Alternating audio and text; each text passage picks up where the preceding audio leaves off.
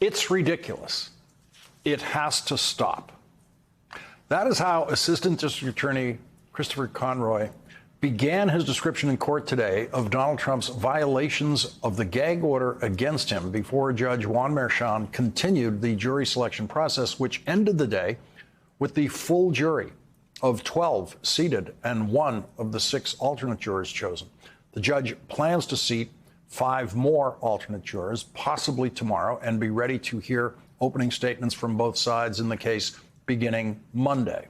When the 12th juror was seated today, the judge said, "We have our jury." The day started with a new presentation by Assistant District Attorney Christopher Conroy about Donald Trump's newest violations of the gag order against him. And as predicted on this program last night, Donald Trump's attack on the jury that we reported here last night was presented to the judge beginning with these words: "This is the most disturbing post." District Attorney Conroy reminded the judge of, quote, "of the specific direction and order that Your Honor gave the defendant on Tuesday in court related to an outburst he had when the juror was at the rail." Then District Attorney Conroy reported to the judge that last evening, quote, the defendant posted on his Truth Social account the following: "They are catching undercover liberal activists lying to the judge in order to get on the Trump jury." Donald Trump's lawyer insisted that that was not a violation of the gag order. In fact, he said, it brings to light some of the ambiguities in the order. The Trump lawyers insisted that the gag order did not prevent, quote, reposting statements that are already in public by others. That is, of course, another lie told by a Trump lawyer in court directly to a judge. The gag order prevents Donald Trump from, quote, making or directing others to make public statements about any prospective juror or any juror in this criminal proceeding. Here is the lie that Jesse Watters told on Fox yesterday at 5:28 p.m. when Donald Trump was watching. They are trying to rig this jury. They are catching undercover liberal activists lying to the judge. Jesse Watters is the newest liar to occupy the 8 p.m. slot on Fox, the lying channel, a network that has been adjudicated to have told $785.5 million worth of lies in a defamation case. The previous occupant of the 8 p.m. slot had told so many of those lies that even Fox decided they had to let him go. And the occupant before that one of the 8 p.m. slot lost his job only after being exposed as a grievous serial sexual harasser at Fox, who in just one case paid $32 million to one woman, Bill O'Reilly, sexually harassed. Jesse Watters got his start at Fox as Bill O'Reilly's errand boy, running around with a microphone on the sidewalk, following people down the street, trying to get them to talk to him, whatever O'Reilly wanted him to do. Jesse Watters is the same person who last week said publicly that he believed that the minimum wage produces an income of $100,000 a year in America. That's how stupid you can be on Fox at 8 p.m., or in the case of Jesse Watters, also at 5 p.m. Jesse Watters was taught how to lie on TV by his mentor, the now banished Bill O'Reilly, and he is paid for it by Rupert Murdoch. Jesse Watters said they are trying to rig the jury. That is a lie. Jesse Watters said they are catching undercover liberal activists. That is a lie. There has not been a single liberal activist or conservative activist revealed in the jury selection process, not one. And Jesse Watters said that they are lying to the judge, and that is a lie.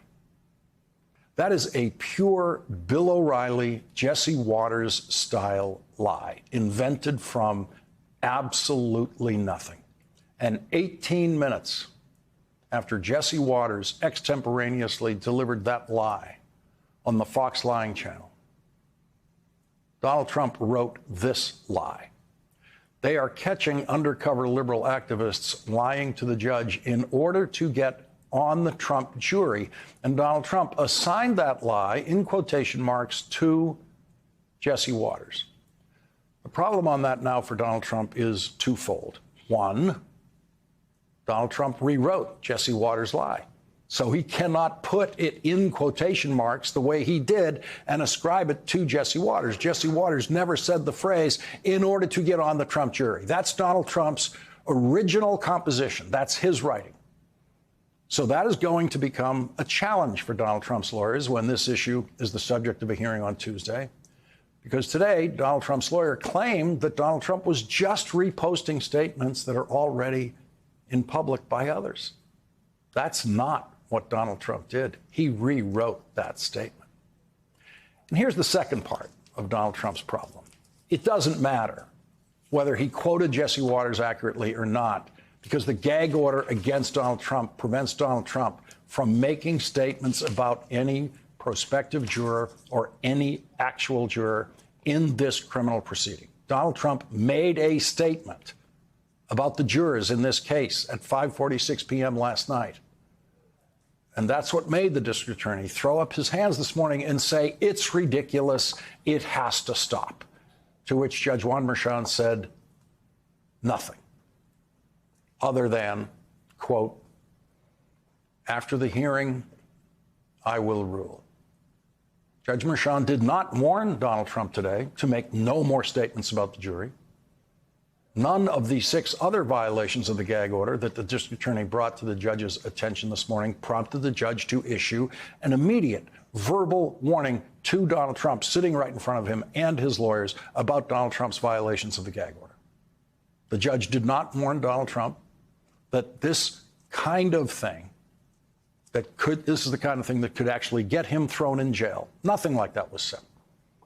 The judge's plan, if he has one, appears to be, let me get my jury seated and all of the alternate jurors seated, and then on Tuesday, we'll try to deal with this. When Donald Trump left the courtroom today, he did not talk about the jurors. He did not talk about witnesses. He did not violate the gag order in any way. He did, however, tell this lie. I'm supposed to be in New Hampshire. I'm supposed to be in Georgia. I'm supposed to be in North Carolina, South Carolina. I'm supposed to be in a lot of different places campaigning. But I've been here all day on a trial that really is a very unfair trial. New Hampshire is half an hour away in Donald Trump's private plane. The most distant of those states, Georgia, is 2 hours away in Donald Trump's private plane. South Carolina, North Carolina, all easy to get to. Yesterday, when there was no court session and Donald Trump stayed home and did absolutely nothing. In fact, most presidential campaigns easily cover 4 states in one day, especially when 3 of them are contiguous. Georgia, South Carolina, North Carolina, that's an easy sweep in one day. Donald Trump could have gone to every one of those states yesterday in his private plane, but he didn't. And he's lying about the trial, costing him 1 minute of campaign time. It hasn't done that. He remains the laziest presidential campaigner in history. That same person who has been falling asleep in the courtroom just doesn't seem to have the energy for the campaign trail. Certainly not the way Joe Biden does, who was once again in Pennsylvania today. Donald Trump's lie about not being able to campaign was not his only complaint today. His other complaint was, I suppose, more understandable, coming from a 77-year-old man from Florida. And I'm sitting here for days now, from morning till night, in that freezing room, freezing.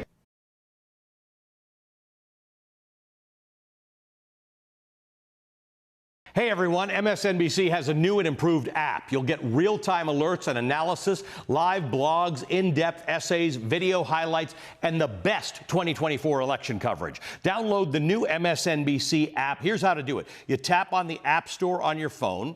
You hit search on the bottom right corner. You type in MSNBC. You click on the MSNBC app. You click on Get or the cloud icon and enjoy it.